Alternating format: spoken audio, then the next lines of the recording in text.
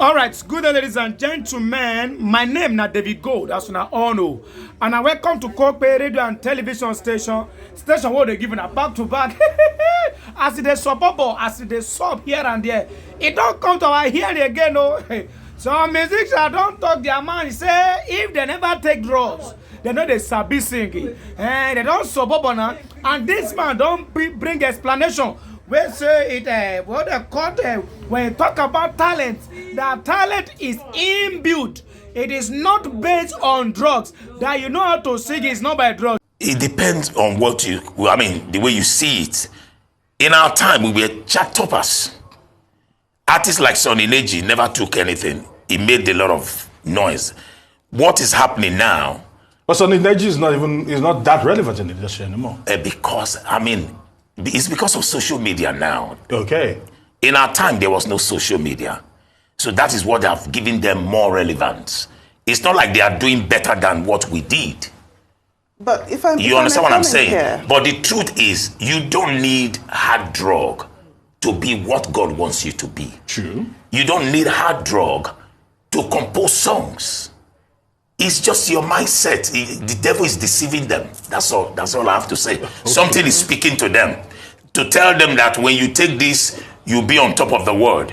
When you take this, you do this. There are a lot of people. I can count a lot of my colleagues that did well back in the days. When I begin to mention names, they don't smoke, they don't drink, but they did well. If it was if we had social media, maybe you would have.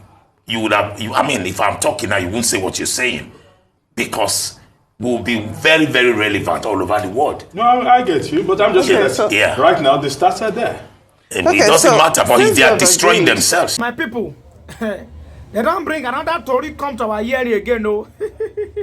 Say the ex-servicemen of our Bodon Nigeria, they don't talk, say they are not supposed to be the responsibility of federal government. This Madam Grace Henry don't talk, give explanation. Who's supposed to be responsible for this ex-servicemen for federal government? Make we hear them again, because tinubu people, they won't do us mago again, just the way they don't do us before.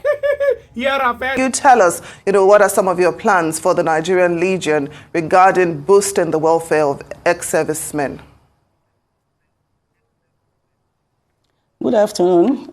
Actually, Nigerian Legion National Headquarters have a lot of plans for the welfare of the ex-servicemen and the officers that have served the nation, which we are doing right now to take care of their welfare and well-being, to mash up the whole world's veteran the way it's supposed to be. Well, can you be specific when you say you have a lot of plans that you're currently carrying out now? Can you tell us what some of these plans are?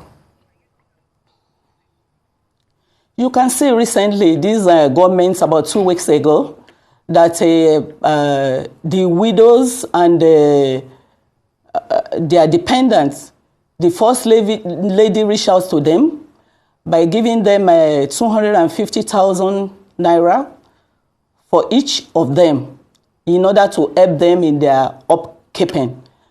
And with Ministry of Defense and the Nigerian Legion, partnering with Ministry of Humanitarians, right now, we are going into up to 1 million veterans and their dependents to give them the palliative, to look into their welfare and what we can actually go into for them, which we are trying to compile the database and give them well-being and a little that we can stand, which has never happened before, and this force of faith in the country, to get into every one of them, both their dependents. All right, you've mentioned getting to every one of them. I would like to take you up on the subject, because we know that ex-servicemen are people that we should look after, because they've actually made a huge sacrifice to answer the higher call, so to speak. But aside all this immediate palliatives that have been mentioned, down the line, what can be done to ensure that it is not a new government coming in trying to probably just hand out things to these ex-servicemen, that these things are cast in stone, that ex-servicemen know, or servicemen know that when they make that transition from active service to a redundant state, so to speak, they know what is available and what is accrued to them. And for some of them that are still in active service, if they peradventure, God forbid, lose their life, they know that their families and their dependents are actually going to be taken care of. Thank you very much. Yeah, as you are rightly said, this problem is not for the federal government alone. When other people are sleeping, these people are at the war fighting. I feel it's a job of all the country to take care of the ex-servicemen, not job of just a federal government.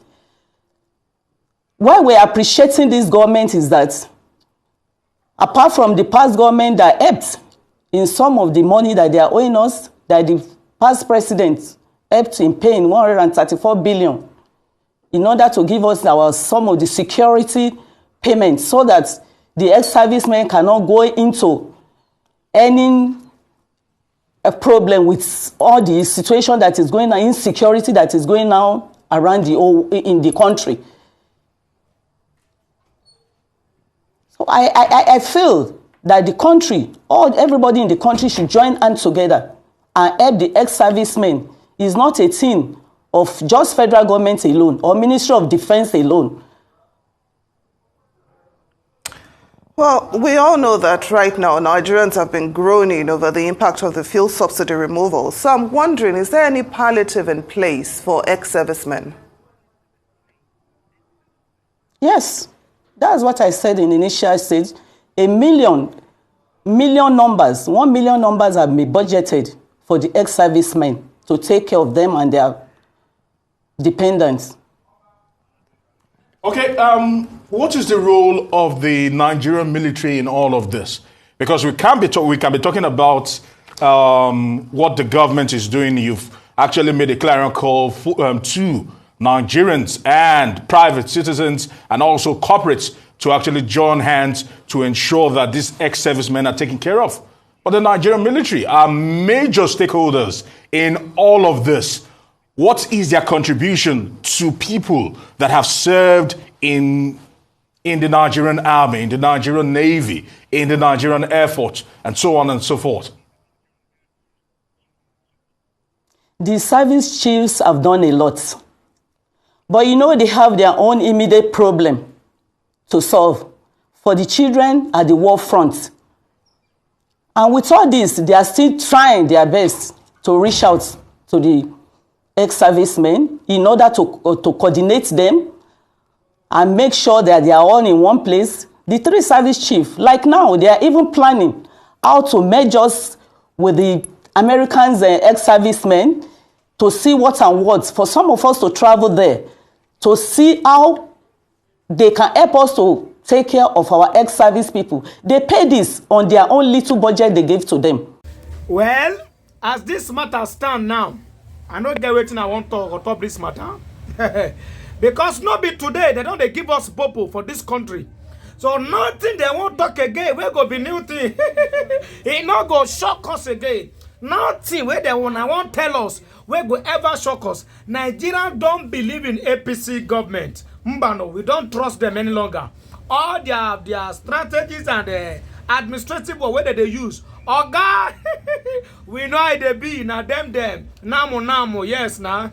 Now man, no man, No be so. I mean, you won't beat me. Now man, no man, I be this government. It's not the government of the people for the people. Mbano. It's government of themselves and themselves. I don't close my mouth for this junction. My fellow Nigerian people. The advice I go give you, say, if na 10 naira you dey see for that your little business, my brother, put to hope, put to mind, gather strength, put it. May God take bless for that place. But if you put hope for this government, oh, your name na sorry, oh. I don't talk my own, oh, and I don't put it on my mouth, oh. Una bye. Omani for washing, omani for washing. Where's somebody? bóyá sanwó mi kò bá tètè sanwó.